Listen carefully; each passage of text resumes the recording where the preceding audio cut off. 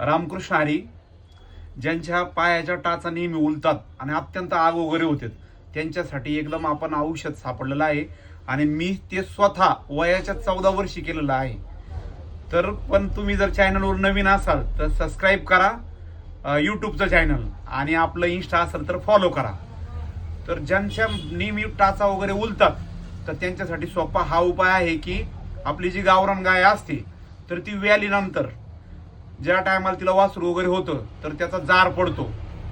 तर जार पडल्यानंतर साधारणपणे 4 ते 5 मिनिटं तुमचे जे उरलेले टाचा वगैरे आहे तुम्ही त्या जारावर उभा राहा, त्याच्यावर चाला, म्हणजे ते पायाने आपल्या टाचीनं व्यवस्थित दाबा.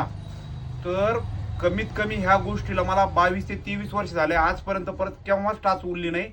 पण त्याच्यासाठी गावरान गाईचा तो जार जो असतो गाय व्याल्यानंतर, कुणी व्यालं म्हणतं, कुणी जनलं म्हणतं, असे वेगवेगळे शब्द वापरतात. तर हा उपाय अवश्य करा, परत कधीही टाच उलत नाही. रामकृष्ण हरी.